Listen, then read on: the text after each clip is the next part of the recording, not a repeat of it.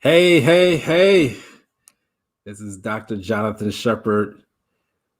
I am here with you all again on another Friday edition of Ask the Doctors. It's so good to see you all who are out there. Come on in the room. I want you to let me know that you're watching. I want you to send a quick hello and say how you're doing. Would love to hear from you. Today is Friday, April the 16th, 2021. Once again, I'm just glad to be alive. Glad that so many of you all will join us today. Welcome. This hour is being sponsored by Hope Health Systems, which is the company that I work for. They help to sponsor Ask the Doctors. And so we want to send a quick shout out to all the folks over at Hope Health Systems, which is a large mental health organization headquartered in Woodlawn, Maryland. And I have the privilege of serving as the chief medical director there. And want you to know that if you're in need of services, come on over and we'll do you some good. Today, I have so much to say. I'll be honest with you. I will share with our guests in the green room backstage that I am just full today because there's just so much that has been going on. I want you all to know that I am concerned about you. You don't hear that a lot. You hear a lot of people complaining. You hear a lot of people saying a lot of negative things, sometimes even positive things, but no one ever tells you that they're concerned about you. I am concerned about you. I am concerned about you, my fellow man, my fellow woman, because there has been so much that has occurred since the last time we got together, since April 9th. There has been so much that has occurred even within our own country. Let's look at it. As a Black person in this country, we have witnessed the murder of a young 20-year-old man. We have witnessed a active veteran. The videotape was released of active, well, it was not a veteran, an active military officer who was pepper sprayed by a state trooper. My God, just for pulling over his vehicle and having the license plate on the back windshield as opposed to on the back license plate holder. There's something wrong with this. As a Black man in this country, I have been challenged this week like never before to really speak out against those who are in approval of and those who are enforcing police brutality. What do you mean an approval of or enforcing police brutality? What I'm saying is that there's some people who, when they look at police brutality against people, whether it be Black, Asians, whether it be brown people, they have no problem with that. And I'm letting you know I have a problem with that. I really am concerned about you. I want you to know I am concerned about you. I want you to know that there are people out there who are supporting you, who as a Black man, we need to support one another. I am not in favor of people who have a license to kill Black people. What do you mean a license to kill Black people? Well, there seems to be a all-out hit against Black people, and somehow that an apology or somehow an accident of pulling the wrong weapon or device is okay. No, it's not okay. And someone has to be held accountable. I'm also bothered by what I saw even in Chicago, the young 13-year-old boy who had his hands up in surrender of the police, and the police still shot him. It is unimaginable that this is the type of society that we're living in. And on top of that, we are still in the midst of a pandemic. Yes, we're receiving the vaccine, and the vaccine rollout is continuing to go on. But it's just one thing after one thing is hit after hit, hit after hit, hit after hit. And yet we're still called to function. We're still called to be able to do our job, still be good neighbors, still be good people, still be that good father, that mother, that brother, that sister in our neighborhoods and wherever organizations that we're a part of. We're still called to do that. And so why am I speaking so much about this right now before our guest comes on? Because it's taken a hit at our mental health.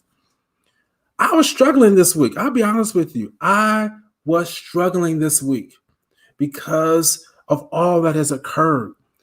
Me as the mental health professional, I'm struggling. I can only imagine what so many of you all may have been feeling this week. Well, that's why I'm here. Because even in the midst of the struggle, I want you to know that someone is concerned about you. That is my message. My message is not to come on here and rant and rave. My message is to be clear that I'm concerned about you. I'm concerned about your mental health. And as we go through this series that we're talking about, how to lose and yet stay on top, I really do believe that this series is something that is so appropriate for right now. Because as a Black person, whether it be female or male, we feel like we're losing. We feel like there are certain things that are occurring to us. And no, I'm not just making this a Black issue, because there's so many who are struggling in their minds, regardless of race or creed or ethnicity. But I want to let you know that I'm concerned about you. The folks who I work with are concerned about you. Our panelists who are with me today, they're concerned about you. I'm concerned about the people in Baltimore. If you read Baltimore Sun, we are now considered a quote unquote hotspot because our infectious rate, our positivity rate is continuing to increase. So we have got to remain vigilant. Yes, the vaccines are out there. People say, well, I got the vaccine, so I can do whatever I want to do. No, you can't do whatever you want to do. You still got to wear your mask. You still got to do physical distancing. You still got to make sure that you are abiding by those hygienic rules that will negate this virus. I have never had so many people in my own practice this week call me and tell me that they are COVID positive. It's scary, you all. We got to make sure that we are doing our best to keep vigilant, to make sure that we are doing what it takes so we can crush this virus and be able to get back to some normal practices. And I use that word normal in quotes. But yeah, it's been a tough week. And thank you. I see Carlinia Thompson, Principal Thompson is out there. Oh, man, I got to get her on the show at some point in time. I've had the privilege of being with her at her school and doing some things with her. She's come over. She's actually come and spoke at Hope Health Systems for one of our sessions that we do, our trainings. And so thank you for being with us. Mary Washington is out there. Oh, man, thank you again. She joined us last week. Monique Campbell's out there. Travis Hall, who is a pastor in the DC area. So we are grateful for you being on here. Chris, who's over at Hope Health Systems. Come on, share, like this. I told them I was going to talk a little bit longer because I just had to get some things off my chest. So thank you for allowing me to do that because I hear you. You're heavy. There's a lot of weight on you. And so anytime that we have these type of platforms, it is to be a help so that you can be inspired. If I have not helped to inspire, if this broadcast that has helped to lift you, then it has not served its purpose. So I'm passionate about that. Thank you for everybody who's going to watch the replay. Thank you because, oh man, Talani is watching. Oh, we go way back to the Paul days, Talani Starr, Sharon Amos is out there. Oh man, thank you. Oh, wow. Come on and greet us. Let us know you're in the room. Yes, Taisha, thank you. All right. I think it's Safoni. If I'm saying that name right, please excuse my pronunciation if it's not right. Thank you for joining us. Please share and like. I'm ready to get this show started. I wanted to mention to those who are going to watch the replay, please know that I am so appreciative. We have triple the number of views when we do our replays. And so I am so excited that you're going to watch this and be so inspired by what our panelists have to say. We are continuing the conversation. Let me tell you, last week's session, people were blowing up my Facebook Messenger, those who know how to reach me personally, it was saying, Dr. Shepherd, oh my God, I was in tears the whole show because I needed to hear that. And so when I hear stuff like that, that lets me know we need to do it again. And I'm so fortunate that I can bring back some different panelists who have a different perspective and spin on how to lose and yet stay on top. Let me tell you, if you need to grab your tissue, go grab your tissue. If you get some water, go grab some water, some coffee, but you are not going to want to leave your screen because of what we're about to share today. Let me go ahead and now bring on our panelists. Thank you again for allowing me to get off my chest a little bit what I had to get off today. So I'm going to bring to you two people who I know and have worked with. The first one is Letitia Malcolm. All right. And greetings. Greetings. Hello, Dr. Shepherd. How are you? I am doing well, compressed. As I shared with you, it's the end of the quarter. Students are attempting to get their grades in before their parents see their report card. But of course, it's done with grace during this period of time. So, well, first of all, thank you for what you're doing for our students, because any teacher who is going above and beyond, well, actually, just any teacher who's still teaching right now has gone above and beyond, because many were not expected to be in this type of situation. No one could have predicted that we would have all classes virtual. So thank you. All right. From just from a collectiveness, from Ask the Doctors, we thank you for what you do. Thank you. So tell the people a little bit about yourself before bringing our next guest. Yes, my name is Letitia Malcolm. I am an EBD candidate studying urban leadership, specializing in educational leadership and social policy. I have a background in history and cultural studies. Also became a Fulbright scholar in the midst of a pandemic. Of course, I was not able to actually complete my research in Africa, but hopefully we will be able to go back to go next year. But I am a teacher. I'm a social studies and reading teacher, in addition to being a talented and gifted coordinator. And I would just say that during this period of time that educators have become somewhat, quote unquote, mental health professionals themselves. So. Absolutely. Well, that's a very true statement. Thank you for what you do. And I want to hear more about this trip to Africa. You know, Africa is very dear to my heart. The continent is. And so thank you again. And we're going to get back to some of this, some of your story. Your story is powerful. But I want to bring on our next guest so we can have a robust conversation. The gentleman who I've gotten to know, who has been integral in even my ascent to certain aspirations within certain realms. And so I have been blessed to meet this young man, or I say young man, all right, like I'm some old person, right? Come on in the room. Let me stop messing up here. This is Councilman Montez O. Jones. How you doing, sir? Oh, wow. This young man, I'm great, Dr. Shepherd. Good evening and God bless you. So good to see you again. And to Dr. Malcolm, it is my honor and privilege to join this conversation tonight. And I'm just looking forward to what's going to come out of it. Just by way of introduction, I am the pastor and founder of the Judah Ministries Church of God in Christ in Coatesville, Pennsylvania. And the borough of South Coatesville, I serve as the president of our council here in South Coatesville. And I've spent a lifetime doing ministry and community service. And I'm currently working also at a hospital here in Coatesville as a coordinator for our nurses. And so I have a lot of different hats that I wear, but I'm glad to share tonight. Wonderful, wonderful, wonderful. So as you see, we have quite a robust panelist here, a robust panel. I don't know why my tongue is getting tied here, of people who know what they're talking about. So I'm ready to jump right on in. Okay. Yeah, I'm ready to jump on in. How to lose and yet stay on top. This is the medical and family life edition. So I'm sure some of the people are like, well, why did he say medical and family life? How does that connect? Well, you're about to find out as you hear these stories. I want to start with Letitia, and just when you heard this, when I called you and said, can you join me on this topic, how to lose and stay on top? What immediately went through your mind? So the first thing that went through my mind is perseverance.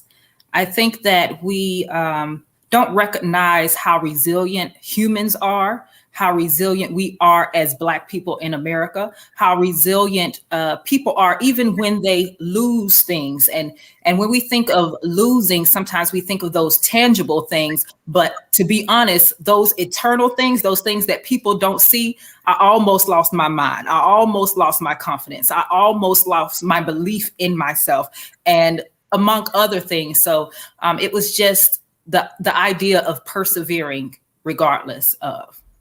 Okay, great. Councilman, what did you hear when I said, come on, let's talk about how to lose and yet stay on top? Well, Dr. Shepard, I love to follow your show. And so I've been hearing this conversation. And so the more I hear it, the more I think about, you have to be honest about your situation. You have to be present with what's happening in your life. And so many times we're, as believers, those who are believers and Christians, we're so full of faith, and we should be. But at the same time, as an older deacon said to us years ago, God called us to faith, not foolishness. And sometimes we step into that and not wanting to own the experience. And so when I hear and I think about, how to lose and stay on top, you have to admit, I've had to admit, man, I lost some things. I did. And it doesn't take anything from me, but man, I did lose. Gotcha. And the pandemic, the COVID-19 pandemic, the year 2020, its calling card has been lost. It has definitely been lost. And so share with us, Letitia, your experiences. You alluded to a little bit about not being able to accomplish through the scholarship that you had, but people need to hear what you're referring to so that they can have a better understanding of what it is to lose and yet stay on top. Yes. And if before that, if I can just follow up with Pastor Jones regarding understanding that the situation is real. And yes, oftentimes we as believers, we're so, oh, well, God is going to do that. Well, you have a report that's cancer. Sit in it. And that's actually what I told my students today. We have Friday, we do weekly check-ins. And, it's something that's generic, but I often put my own spin in it. So I put on the top a time for reflection. And I just told students to just sit in what you experienced this week. Yes, you're going to do good on your assessment. Yes, you're going to have a fun weekend, but sit in what you experienced this week. Tell me your frustrations. And then we also have to allow people, when being honest, not just us being honest to other people, but we have to allow people to be honest to us. I told my students, if you feel that I gave you too much homework this week, let me know. If you feel that I talked too much this week, if you feel that I didn't support you, literally, I put that on a assignment. If I did not support you the way you needed to be supported, let me know. Oh, wow. We have to we have to be honest. Because I can't help my students if I don't know that they need help. Not all students are the ones that will say, oh, Miss Malcolm, I need help. Not all students will show that they need help based on their grades or their effort in class. There are some students who get straight A's who are at the top of the class and need help in other ways other than academics. So that's one reason why I'm, very honest with my students. And I'm also honest with them about my situation. I allow them to follow me throughout this journey. So as I said, I thank God that last year, at the beginning of the year, I was able to apply for a Fulbright Scholar program through the U.S. Department of State. Thank God that I was accepted into the program. But of course, due to the pandemic, I was not able to travel. And then even finishing my dissertation, working on my doctorate, one day in November, I was walking home, went to get something to eat. Walking home, my right leg started to just get really, really heavy to where it was pretty much like I was just dragging my leg on the sidewalk. Wow. By the time I got home, sat down for a bit, and I called my pastor. He was on here, Pastor Travis Hall. Yes. But by the time I tried to stand up, I fell off the bed. I could only stand for a couple of seconds. I could barely move my legs. My feet were burning. And I became paralyzed on my left side. Wow. My fingers and my toes had curled up to where I could not open my hand. I could not move my toes. I actually I said to myself, because, that resilience, okay, I'm going to make it to like urgent care or the hospital. Someone saw me and said, you need to go you need a ride. You need us to put you in the car. So someone actually took me. And again, during this time, I had already been backtracked because of the pandemic. We weren't allowed to go and do external research in school districts. And this was another thing that I felt like I lost, because now at the time when I should have been defending my proposal, moving to all of my edits, doing research, once the external research opportunity came back up, I was in the hospital for about a week. I was in the hospital not being able to breathe. I was in the hospital not even being able to move. They had to move me around in a wheelchair, and not just because of safety, but I literally could not move. And from within about a couple of hours, I got the news that I had a mass on my brain. And once they gave me additional information, they told me that I had several lesions on my brain. And then they identified it as MS. I had a spinal tap. When I tell you some of the worst pain I've ever experienced, yes, they told me that, oh, okay, it's going to hurt, but we're going to numb you. I heard them drilling in my spine. That when I pain, I said, whatever y'all gave me didn't work. It did not work at all. Oh, my Lord. Just still being in the hospital, and through that experience, the first time I contacted my department, my dissertation chair was a couple of weeks ago, because I was in this moment to where I've gone through all of this education, thought I was about to become fully Dr. Malcolm, and now this thing happened. Wow. But not only that, just feeling that sense of unknown. Well, when will this happen again? Every single month since I've been out of the hospital, I've had issues of paralyzation to where I'm just sitting, not doing anything. And I try to move and I'm unable to move my left side, unable to breathe, breathe normally. And the fatigue that comes along with it, I actually, during distance learning, I was literally in bed for most of the day. I told my principal, I said, as soon as students go on the break, I can't function. Wow. And that's one of the hardest things. Now, I thank God, I have faith. I know that God is a healer. I know all of these things, but I cannot move. I'm in pain. And then on top of that, I got a call that a family member who's a nurse has COVID for a second time. She's been on a ventilator since January. Wow. We've had prayers. We've done all the good, saved and sanctified things we can do. And the doctors are saying, well, you can take her off life support. She can, she can see, she moves, she responds to the doctors, but they believe that there's nothing else that, they could do. So it's when you have to encourage someone while being discouraged yourself. I'll just be honest. Wow. So I talk too much. No, my God. Wow. Anybody who looks at you, and I'm just going to say Dr. Malcolm, because it's going to happen. You do not look like, somebody put in the comments that you don't look like what you've been through. And so absolutely. I wanted to start with you because I heard a little bit about your powerful testimony. And we're going to come back to some of that because I want you to walk us through some of that. So you kind of gave us a nice teaser because what's going to happen is people have been given diagnoses in 2020.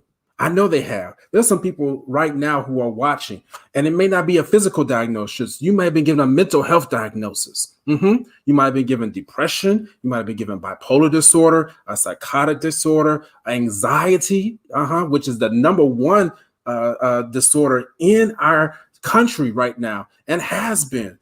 Let me tell you, facing this, when you get a diagnosis, there is something that you can still do to yet remain on top. And that's what we're going to come back to, because you set it up so well. And I want to now hear from Councilman Jones, because she said something at the very beginning, Councilman. I want you to start from there. She said, sit in what you have experienced this week. Man, that thing hit me. Wow. Yeah, come on, you can just jump on in. That she said, sit in what you experienced this week. I was like, I don't want to sit there. Well, I think it's powerful though, Dr. Shepard, because as I forestated, sitting in it is acknowledging it and being real about it, whatever it is, acknowledging it, absorbing the emotions and the feelings so that you can make right, clear decisions based upon what is actually existing, not any false imagination, but what is happening, what's going on in your life. And with that, I was really thinking strongly about a decision that I made a few years ago. I'm probably going back, I don't even remember the exact year, but this show is about family and that journey also. And so I wanted to reflect a bit on something that happened to me that was a major loss. And we've talked about this, and that was, of course, my divorce. And after being married for 10 years, pastoring a beautiful congregation, raising 2 sons and building a family and all of that, going through a divorce for me was a loss, a major loss. And I'm pretty involved in our church, in our community. And so, that loss was shared with a lot of people beyond just myself. And so I had to make a decision very early on that even though I'm experiencing this loss, I can still be connected to the loss and still be gracious and still keep my dignity. Because that's very, very important to me as a pastor and as a father and as the eldest in my family. I have 2 brothers and a sister. And a lot of my family, they really, really look up to me. I'm an example. And so I felt like I'm letting everybody down because I'm failing. Everybody was so proud of me. My mother had me at 15 years old. My father was 18. And they come through some different types of addictions and all of that. And so everybody was really proud because, wow, Montez, through all that you and your family have gone through, and here you are, you're getting married, you have a family, you're purchasing a brand new home, and we're so proud of you. And all of a sudden I am experiencing a divorce. Wow. And in that moment, it's like, oh my God, is this really happening? And how is it happening to me? And why can't we work through this? And all of those things were going on. But at the same time, I had to understand and had to be connected to that experience and with my family. Just because we're going through this does not mean we're going to lose our purpose. We have to figure out how to go through this with dignity, with a testimony, and yet not ignoring what it feels like. And I'll be honest, there were several nights early on that I fasted and prayed, Lord, when I go to sleep tonight, let this be the night that you receive me. I am ready to go. I've had a good life. I mean, I'm having these conversations. I've accomplished many things. I've gone to college. I've begun a ministry.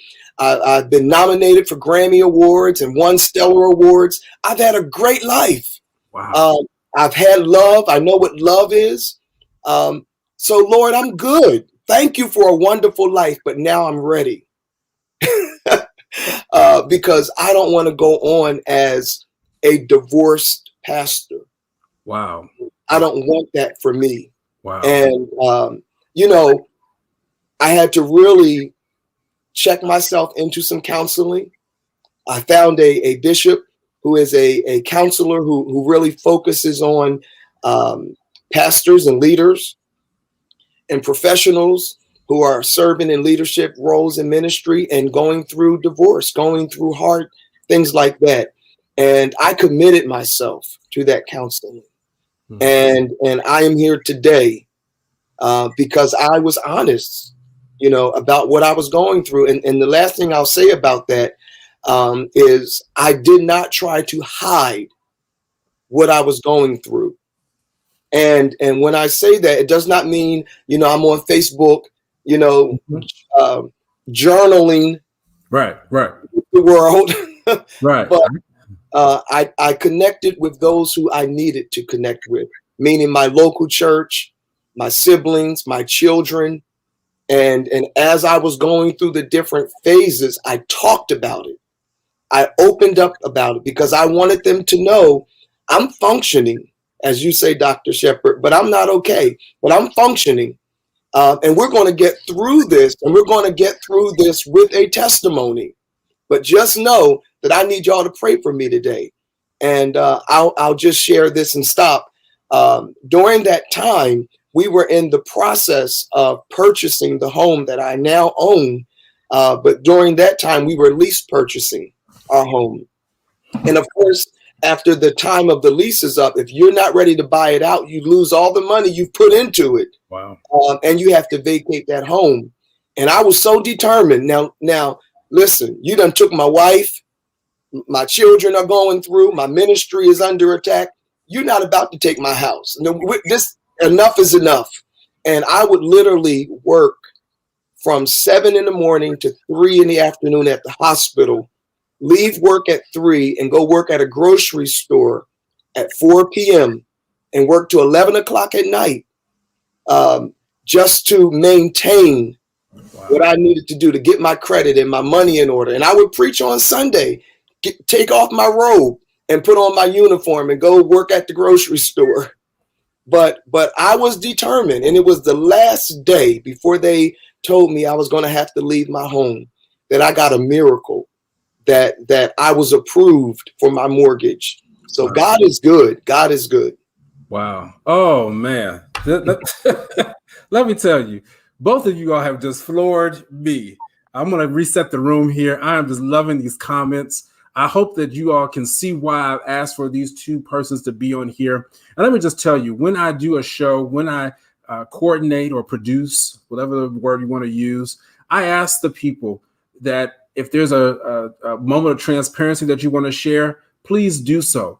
I never push anybody to say, these are some real life scenarios. And I'm giving this little tidbit because I want people to know you are not alone. There are people watching right now.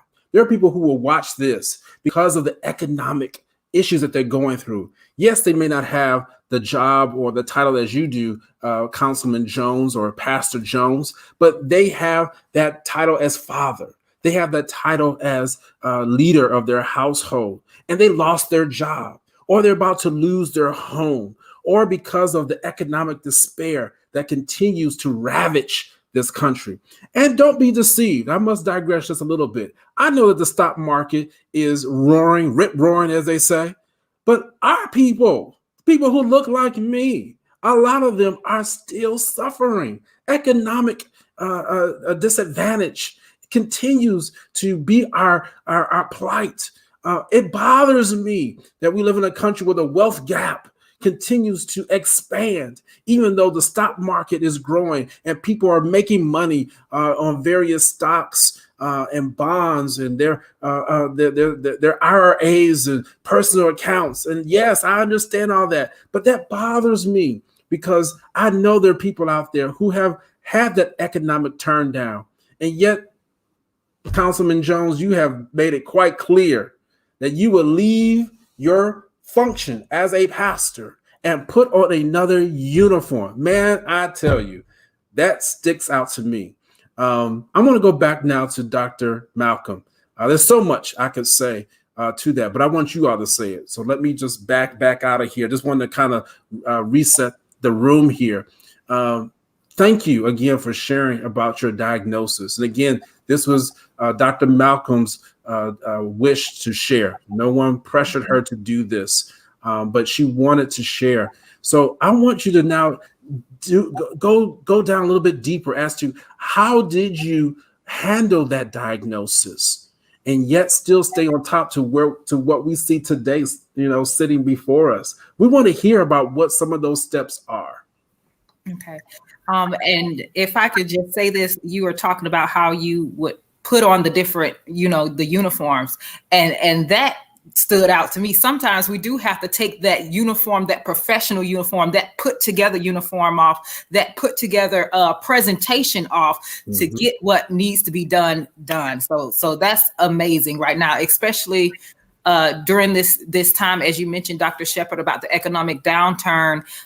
People are losing their, houses and things like this. And from a social aspect, just because I study social policy, and I have just a real, a desire for social betterment. Mm-hmm. People did not care about the people who were going to corner stores to buy bread. People did not care about the people who were losing their jobs, who did not have funds until they started losing it. Right. I would say that. Oh, now we're mad. Opening it back up because we need our money. All the people that were in certain communities also needed money, but the businesses weren't there so they could work. Right. Just saying that. Okay. We got you. Right. Okay. Yeah. But I would just say this. So the questions of why, and Councilman Jones said that, he went to bed and, said to God that petition. I remember asking multiple times, or saying multiple times, well, God, I didn't do anything. And that's the thing. God, why did I deserve? I didn't do anything. I didn't do anything. That was something that I kept repeating. And in the back of my mind, how can I fulfill your purpose if this is possibly going to end up, of course, there are a lot of medical advancements, but previously when people were diagnosed with MS, it was something where they would either be wheelchair bound or, things like this. And I said, well, God, if you told me that I was supposed to function like this. So, my company is called Go Global. And that was based on what God had showed me myself of walking around the earth teaching, and my ministry is the whole man. I can't just teach Bible. I also, after I evangelize, I need to show you how you can sustain. But that was just one of my main things. Well, how can I continue to live? How can I continue to function? And I would just say the mental part was an extreme struggle. There were questions that I asked myself, and I'm since we here, I said, and my friend, she's in the medical profession. I said, well, who would want to marry somebody that has MS? I'm sorry, but I'll just be honest. Wow. I said that. I just said that. And then I also, it was more of a, how can I continue? I don't have the energy to continue. I haven't made much progress. And then it's also that embarrassment piece.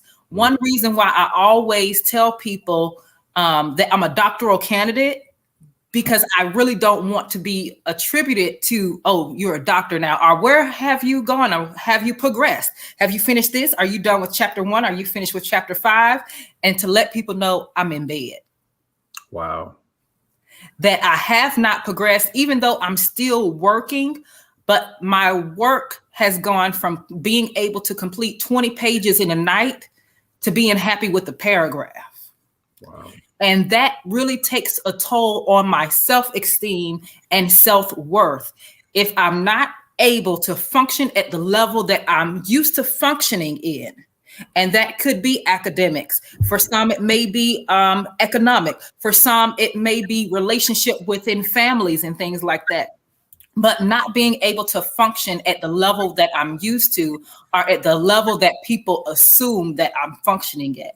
Mm. And that's a big thing, the assumptions that people have about us. And yes, I thank God that he's taking me to this level, because I'm from a place, from a town. My dad was an immigrant, things like that I've progressed further than a lot of people. But it's still that self-expectation. I expected myself to be Dr. Malcolm by 2019. I finished my coursework in 2018. My mom was sick. I was traveling back and forth to Florida. And in my head, I said, oh, well, that's a good excuse. But then also, girl, hurry up and get done. You're giving these people your money still. You need your money instead of paying tuition. Like, what's going on? But then also it's that the physical limitations. Some things are out of my control, and being a teacher, a person who controls, a person who has, okay, well, we're going to do this at this time. We're going to do this at this time. And it is a struggle mentally to be out of control. So. Yeah. Wow. You really have hit on some things that I really want Councilman Jones to talk more about. You touched on embarrassment. You touched on disappointment. And this is why we're talking about this, because there has come a situation. I'm talking to the people right now. I'm talking directly to you, that has made you embarrassed. You're disappointed, and you've been hesitant to seek out the mental health treatment that you need because of what people may say, because of what you have said about mental health treatment, saying, oh, I'll be crazy if I go see someone. No, today we bust up that myth. Today we are going to challenge you as you hear these stories, these scenarios, testimonies, however you want to categorize it, about how to lose and yet stay on top. Come on, Councilman Jones, touch on that. I want you to, and then utilize your own experiences as you're touching on these mental issues. Sure. Wow, what a testimony, Dr. Malcolm. What a testimony. And when you talk about the embarrassment and those feelings,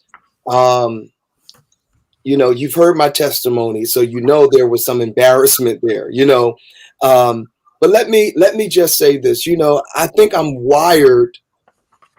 Well, I'm born again, and the Holy Spirit makes a difference, and he puts a little fight in you.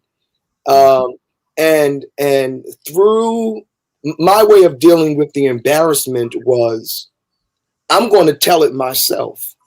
So if I talk about it, if I share my journey, then anything the enemy would try to use against my mind, to make me have an embarrassed mentality, I'm gonna take that back. I have too much that I've invested in to worry about being embarrassed. So again, I talked about what I was going through, and I said to my church, I need to cry today. So if pastor's not dancing and shouting, or I'm not hollering, and I sit down and cry, y'all dance for me, but I need to get this out. There were times where I said, wow, I'm in a hard place, financially.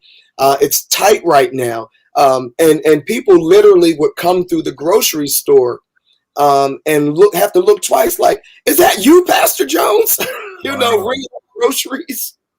And I'm like, yes, praise the Lord. Come on, I got more people in this line. Now you ain't about to do this, baby.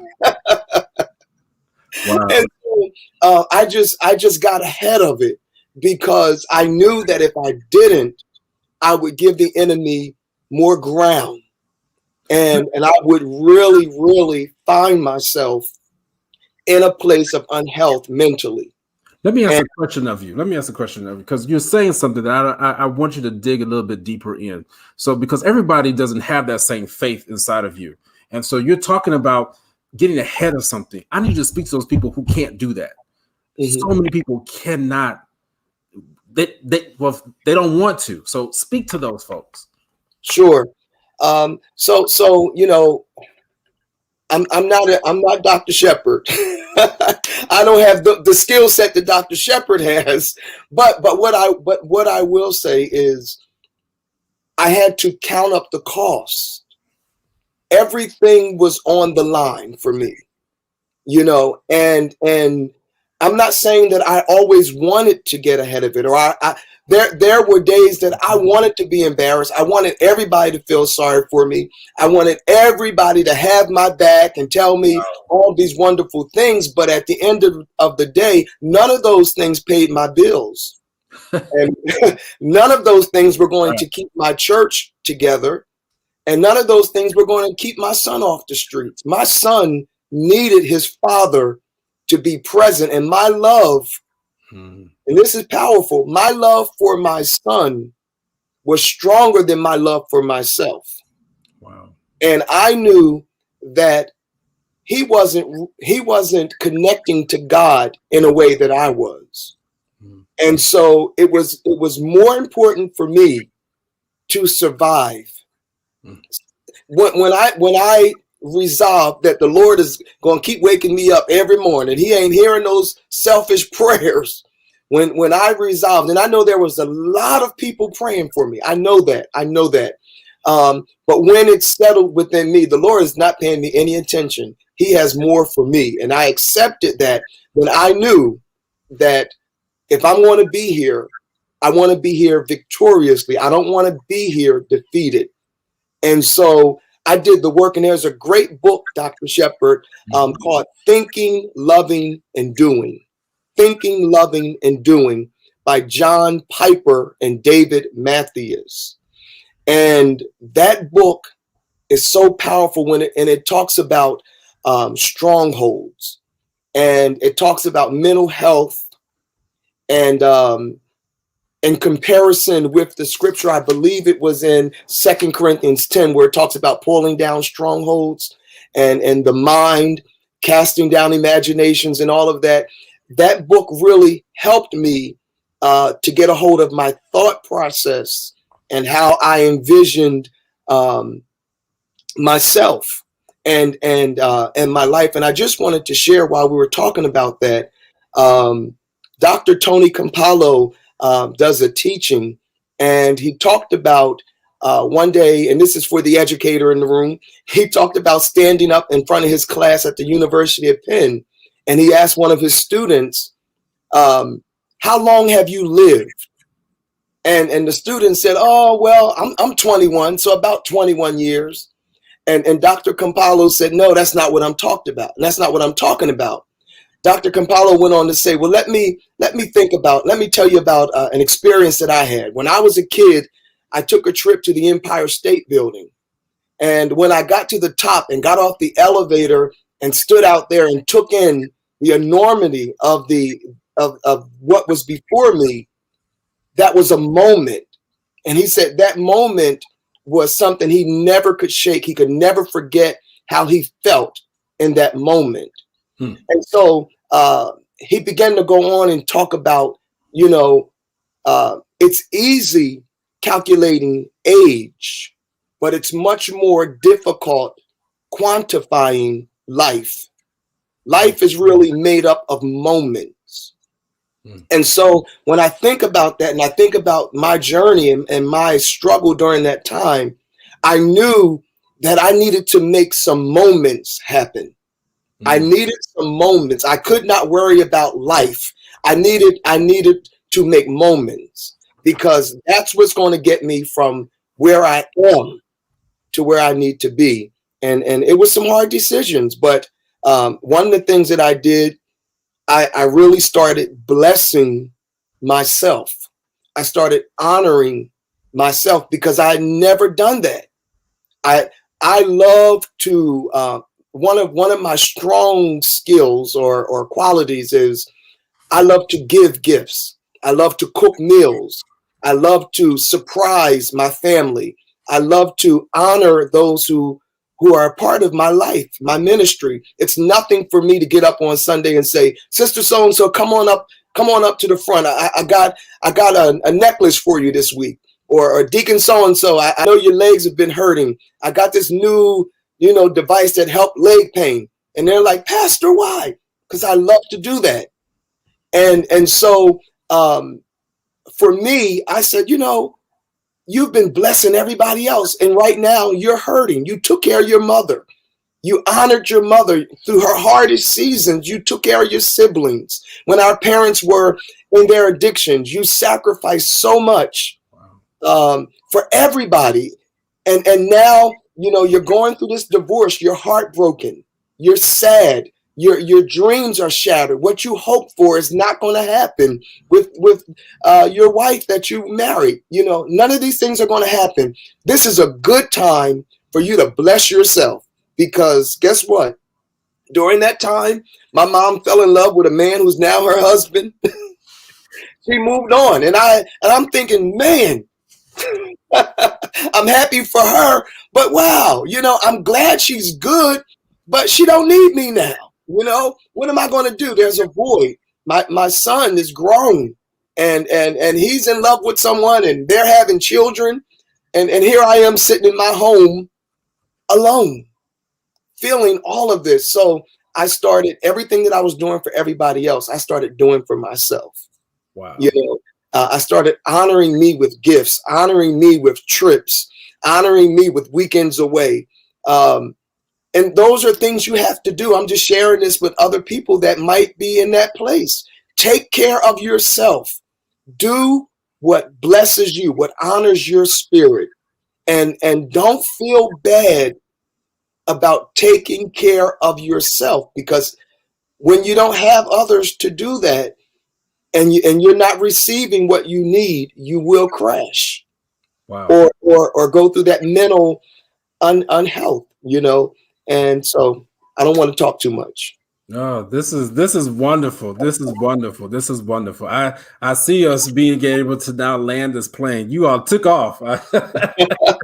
so I'm circling around the airfield looking to figure out how we're going to land this plane, because I think we could really just sail for a little longer, but I don't want to take advantage of the people's time. So let's look at a way of how we can begin to land this plane, because this has been a tremendous help. I know it has helped somebody, because it's helped me, as I've even been jotting down some notes. And let me tell you, Councilman Jones, as you're just talking about how you have been able to help yourself, that is one of the ways in which we're able to experience the loss, but yet stay on top, recognizing that you have to be kind to yourself. This is a time where we have to be kind to ourselves. We're in isolation. Yes, we still should be in some form of isolation. We shouldn't just be all out, just doing things.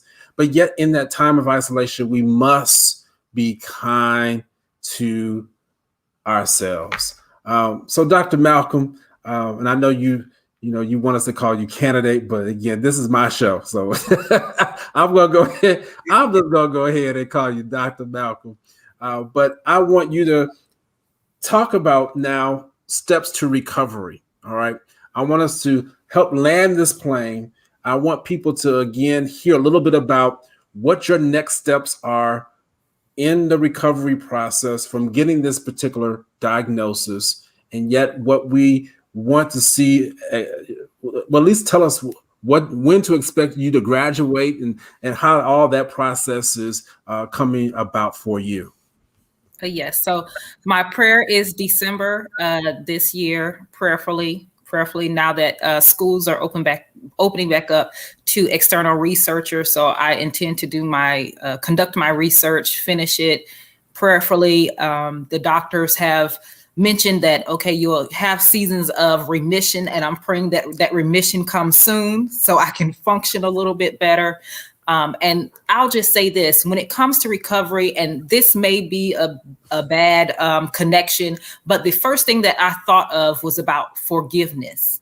So when we think about forgiveness in the terms of God, how God forgives, you recognize the problem, right? You confess, you recognize the issue, and then you take steps to move along. You may also experience that same sin, but because God is so gracious, you ask for forgiveness and then you take steps to move along. And it was that constant progression. And we talk about constantly pressing towards the mark. So when I think about failure, someone posted about how do you be strong in your weakness? And I said, well, I realize how strong I am because of my weakness. Weakness really reveals your strength. True. It's in that particular moment where I have to say, I failed. I studied project management. Well, one aspect of project management when I was completing my master's, and there was always this cycle. And sometimes we say, oh, I have to get off the cycle. But if you really recognize the cycle, there are up moments, there are down moments. There are times of progression, times of regression. And everything that's on that cycle, whether it's good or bad, is a learning experience. Yeah. And I think if we think about recovery in that aspect of this was a moment of failure, now I know what not to do. And then if I do actually fail again, even if it's in that same area, the same way I failed before, but I should be able to, I have more information of how I can go back up that mountain, how I can succeed. So I would just say that if we continue to think about, just like Councilman said, that life is not just a series of constant events, constant things or whatever, but it's those certain moments that gives us that life. So my next moment, my previous moment might have been a failing moment, but my next moment is going to be a moment of success. And then just me accepting, recognizing, and sitting in success and failure. So, Ooh. Lord, she just said something there at the end. It's just so calm, just so calm about it. How to sit in failure and success at the same time. Those who hear me talk, you're going to hear me talk about that one. I'm just going to tell you right now. I'm taking that from you, Dr. Malcolm. I'm taking that. You're going to hear it. How to sit in failure and success at the same time. First of all, is it possible? And then if it is possible, how do you manage both seats? Is it, I'm sitting in the seat right now. So do I just have, half myself over here in failure, half over here in success? Or, I'm a very visual person. So, wow. Come on, Councilman Jones, maybe you can figure that thing out a little bit. No, that is so good. And I'm saying, yes, it's all possible. And I'll just want to share something because, we talked about the losses. But I want to end on letting everybody know that I stayed on top. It's not just the loss that I experienced. Having worked at the hospital that I'm currently employed for I had worked there for 8 years straight, and my last role there before the one I'm currently in, they had sent me to work in the switchboard office overnight. Because they needed that role filled, and so I did that for about 3 years, and I really just got tired. It was perfect for the time. It worked out. I was building our church and all of that, our building repairs, so I needed off during the day. But after a while, I was experiencing burnout, and I made a decision. I told them what I wanted, and they promised me that they would make it happen. And then our hospital got bought out, and all the promises went with the buyout. And I made a decision that I'm walking away from the hospital, and everybody's like, "You're crazy, Pastor. You've been there. They love you, but you better not do it." And I walked away. And all of that I experienced, I walked away from it. And I did some other things in between. But today I'm back in the hospital. and my salary has doubled Wow. than what I was making all those 8 years. Today, my salary doubled. My roles and responsibilities are on another level. And so, I stayed on top. I never lost. And sometimes you have to walk away. Sometimes you have to go after. Walking away is going after what you envision. And my vision was beyond 11 to 7, 11 p.m. to 7 in the morning. Brandywine Hospital, can I help you? Cold blue, cold orange. I'm more than that, and nothing's wrong with that. Right. Nothing's wrong with that. Right. But what I envisioned for myself was greater. So I wanted to kind of close on the top. Absolutely, and you have to be able to see yourself on top. Right. It's a mental thing. It is. It really is. And so you said some things that are very important there. You had to learn and be okay with walking away when something that you know is not in line with what you see for yourself. Wow. You have to be okay with knowing that if you walk away from it and it's not what is in line for how you see yourself becoming Dr. Malcolm, all right? It's not in line with what you see for yourself becoming Councilman Jones. It's not in line with what I see with myself as being Dr. Shepard. I have to be okay to walk away from that. And that in itself is scary. That in itself can be an embarrassment. That in itself can be a disappointment because there's people around you who, oh, are you sure about this? Are you certain that you should be doing this? Again, I want to speak to the mental health of what it goes through a person's mind. What do you mean the mental health? Because when you talk about mental health, and I talked about this again last week, and I see I'm gonna have to deal with it again. PCWC, it is your ability to understand your potential, to cope with the stresses of life, to work productively and fruitfully, and then make a contribution to our community. That's what PCWC is. And if you know that what is part of you is somehow pushing that 4 principles of mental health, you're on the right track. But if you know that what you're doing doesn't line up and it's always discouraging you, is pulling away from your potential, you're not able to cope, you're not working, you're just working to get a paycheck from 11 p.m. to 7 a.m., and you know you're not making a contribution, man, sis, you need to check yourself. Because that's a mentality. And so many of us, we're okay with losing, but not staying on top. And that's why I got to go back to that. I'm telling you, Dr. Malcolm, I'm using that, sitting in that seat of failure and success at the same time. Yes. So, all right, it's an hour. I tell you, we could go for probably another hour, but I'm not going to do that. I would not be abusive. You just got to come back again next week. That's all that is.